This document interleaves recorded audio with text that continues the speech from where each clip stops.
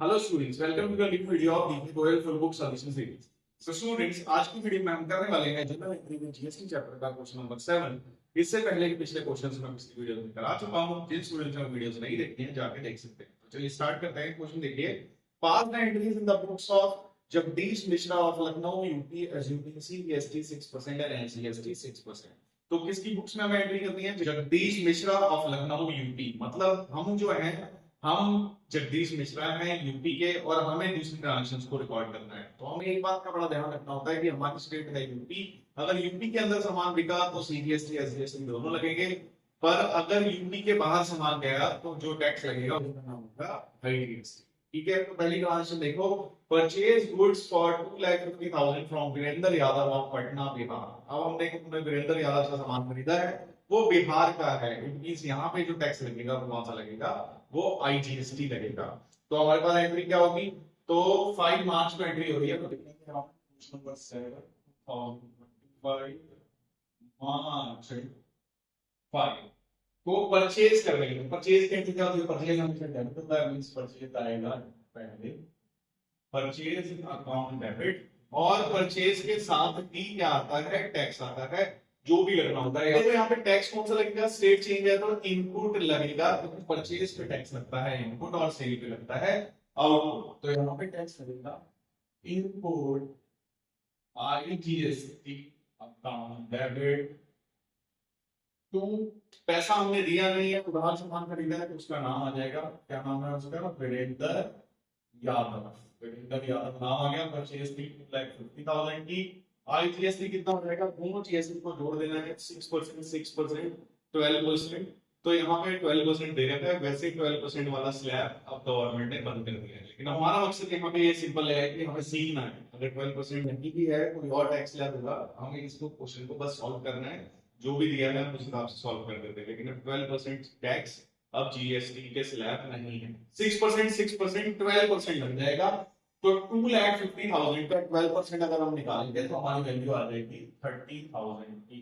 तो 30,000 ये हो गया, तो ये हो गया 2,80,000। ठीक है, तो पहली एंट्री होगी हमारी। सेकंड है 12 को sold goods costing 60,000 at 50% profit. तो sold goods 60,000 plus 50% profit. Profit को क्या करना होता है? सिंपल, हमको प्लस करना होता है। तो 60,000 में 50% प्लस करो, 60,000 का 50% मतलब आधा, आधा हो गया 30,000। 60 प्लस 30 90, और प्रॉफिट को हम कहीं छोड़ नहीं सकते। इस 90,000 का सामान हमने क्या किया है? हमने 19,000 का सामान जो है वो सेल कर दिया। किसको? प्रताप सिन्हा ऑफ झारखंड। अब फिर यहाँ पे स्टेट अलग है, तो इट मींस यहाँ पे जो टैक्स लगेगा वो लगेगा आईजीएसटी। सेल है तो लगेगा आउटपुट। तो एंट्री क्या होगी? सेल्स हमेशा क्रेडिट में आता है, तो दूसरी तरफ कौन आएगा? जो अगर पैसा आ रहा है तो पैसा आएगा, यहाँ पैसा तो मिल रहा, तो हम उसका कर देंगे, नाम लिखेंगे 12 तारीख को प्रताप सिन्हा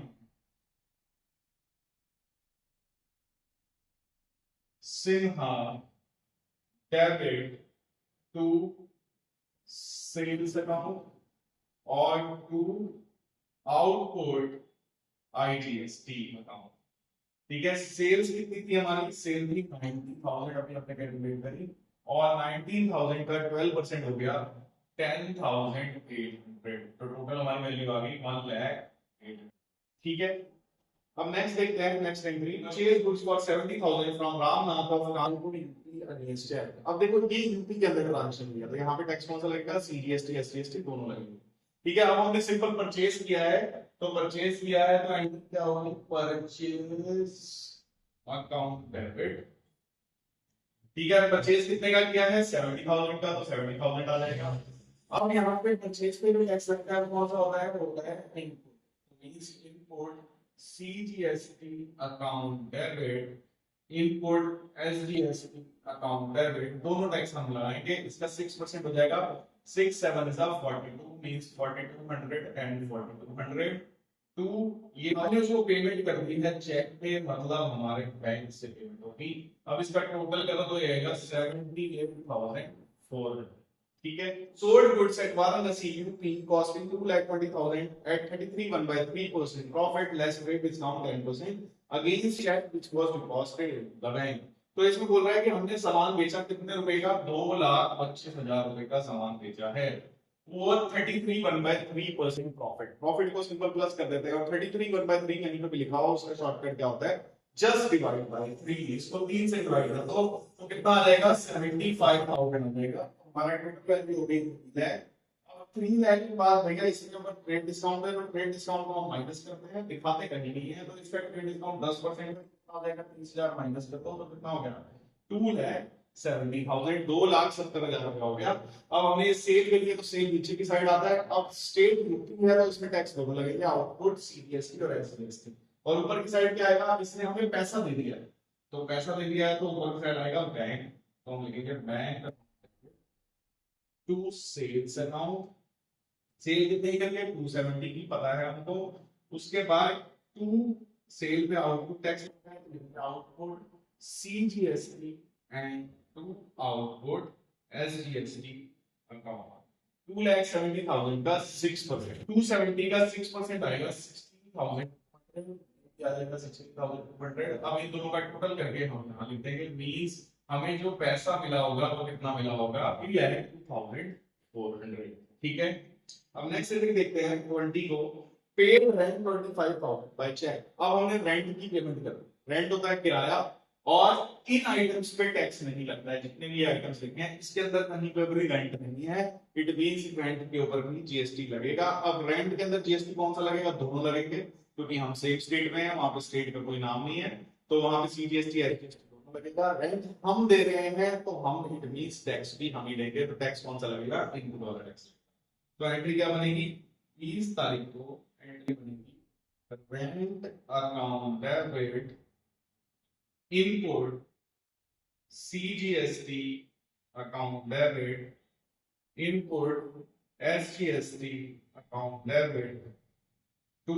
इसके बदले में हमने रेंट कैसे पे किया है, चेक से पे किया है, इट 2 वाली साइड। रेंट कितना था, 25,000। 25,000 का 6% अगर हम निकालें तो हमारी वैल्यू बनेगी 1,500 एंड 1,500। टोटल पेमेंट कितनी होगी, मींस पेमेंट होगी 28,000।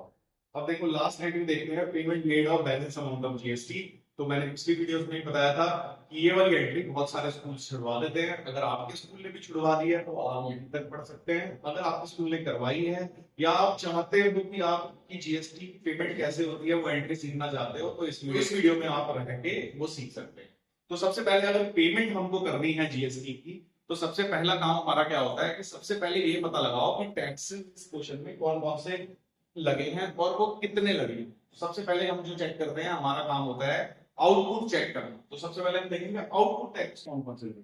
तो इसमें लगा है आउटपुट, और सबको लिख लेंगे। तो सबसे पहले लगा है इसमें आउटपुट आईजीएसटी कितना, 10,800। ठीक है। उसके बाद आउटपुट और कोई लगा है आउटपुट, उसके बाद आईजीएसटी तो नहीं है पर आउटपुट सीजीएसटी है, तो देखो आउटपुट सीजीएसटी, आउटपुट सीजीएसटी लगा है 16,200 और आउटपुट एसजीएसटी लगा है 16,200। तो आउटपुट वाले तो कंप्लीट हो गए। अब हम लिखेंगे इनपुट के कौन से टैक्सेस लगे, तो हम लिखेंगे इनपुट आईजीएसटी। तो इनपुट आईजीएसटी सबसे पहले लगा है, कितना लगा है, वो है 30,000, तो 30,000 रुपीस हुआ था। अब उसके बाद इनपुट दूसरे देखो, तो इनपुट सीजीएसटी है, तो इनपुट सीजीएसटी देखो, एक तो 4200 है वो लिखो। उसके बाद इनपुट एक बार और है 1500, तो हो गए, कितना बन गया 57।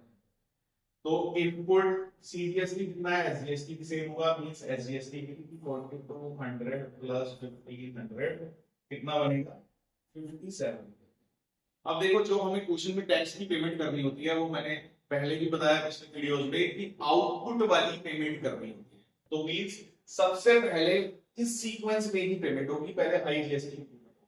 तो सबसे पहले आईजीएसटी की पेमेंट करते हैं। देखो तो पेमेंट करते वक्त क्या होता है, आउटपुट में इनपुट एडजस्ट हो जाता है, मींस आउटपुट में से इनपुट माइनस करेंगे, जो बचेगा उसकी पेमेंट करेंगे। पर यहाँ पे क्या हो रहा है कि आउटपुट है 10,800, इनपुट है 20,000, तो आउटपुट ही ज्यादा है, इनपुट तो कम है, तो इनपुट ही बच जाएगा। तो इनपुट बच जाएगा, उसको हम आगे यूज कर लेंगे। ठीक है, आगे यूज कर लेंगे, मींस सीजीएसटी के अंदर यूज कर लेंगे, तो बच जाएगा।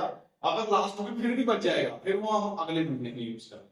ठीक है, अगर इनपुट टैक्सेस हमारे बचे रह जाते हैं तो हम उसको आगे यूज कर लेते हैं। तो पहले यहाँ से स्टार्ट करें, सबसे पहले पेमेंट करेंगे आईजीएसटी।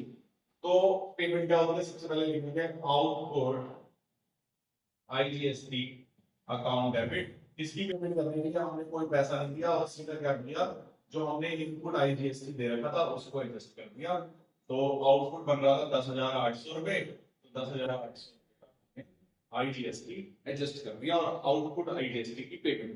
ठीक है, अब देखो हमारे पास ये था, इसमें से सिर्फ हमने 10,800 रुपए वो हमने किसमें दे दिए, वो पैसा हमने चुका दिया। अब बचा कितना है इसमें, अब हमें 19,200 रुपए हमारे पास बच गए। अब नेक्स्ट हमने जो पेमेंट करनी है वो करनी है CGST की, वो है 16,200। उसमें सबसे पहले इनपुट IGST डेबिट करेंगे, लेकिन ये तो इतना ज्यादा है कि इसके बाद में बच जा रहा है। तो सबसे पहले हम नेक्स्ट नंबर पे पेमेंट करते हैं आउटपुट CGST की। तो आउटपुट CGST पे जो इनपुट IGST बचा हुआ था पहले उससे पैसा मिला करेंगे। तो आउटपुट CGST कितना है, 16,200 रुपीज। तो ये तो ज्यादा ही है, पर हम ज्यादा नहीं कर सकते, जितना आउटपुट है उतना ही यूज कर सकते हैं। तो इसमें से 16,200 और ये हो गया। अब कितना रह गया, अब रह गया 3,000। हमारा लास्ट टैक्स बच रहा है, वो कौन सा है, आउटपुट SGST। तो आउटपुट SGST को एडजस्ट करने के लिए सिंपल, अभी हमारा IGST बचा पड़ा है, तो IGST को SGST में एडजस्ट कर सकते हैं। उसके बाद हमारा इनपुट SGST बचा है, वो भी हम एडजस्ट कर सकते हैं। इनपुट CGST बचा पड़ा है 5700, उसको हम SGST में एडजस्ट नहीं कर सकते। उसका रीजन उसकी ये है क्योंकि वो सेंट्रल गवर्नमेंट का टैक्स है। तो सेंट्रल गवर्नमेंट से हम इनपुट SGST नहीं कर सकते, मतलब स्टेट का हम इनपुट सेंटर में एडजस्ट नहीं कर सकते। तो उसका क्या करना पड़ेगा, तो मींस हमारे पास जो CGST बच गया इनपुट वाला, वो अगले महीने में यूज होगा। हम स्टेट के अंदर सिर्फ स्टेट का यूज कर सकते हैं। ठीक है, तो स्टेट के अंदर हम सेंटर का यूज नहीं कर सकते। इट मींस हमें जब हमें पेमेंट करनी है तो हम IGST यूज कर सकते हैं, क्योंकि IGST के अंदर स्टेट का भी होता है सेंटर का भी होता है, तो उसको यूज किया जा सकता है। पर अगर स्टेट वाला है तो उसके अंदर सेंटर में यूज नहीं हो सकता, इनपुट उसको सेंटर में इनपुट नहीं मिलेगा। ठीक है, मींस एंट्री क्या होगी, आउटपुट लास्ट एंट्री है SGST अकाउंट डेबिट, और ये कितना था 16,200 रुपए। इसमें तो पहले जो IGST बच गया है उसको एडजस्ट कर दो, वो कितना है हमारा IGST बचा हुआ 3,000 रुपए। 3,000 रुपए वो एडजस्ट हो गए। उसके बाद एडजस्ट करेंगे इसमें इनपुट SGST अकाउंट, क्योंकि CGST इसमें एडजस्ट नहीं हो सकता। SGST कितना है 5,700, 16,200 में से माइनस करो तो बचेगा हमारा 7,500। इट मींस 7,500 की अब पेमेंट करनी पड़ेगी, इससे बैंक के थ्रू हमें पेमेंट करनी पड़ेगी। ठीक है, आई होप आपको ये कॉन्सेप्ट अच्छे से समझ आया होगा। मिलते हैं नेक्स्ट वीडियो में नेक्स्ट क्वेश्चन।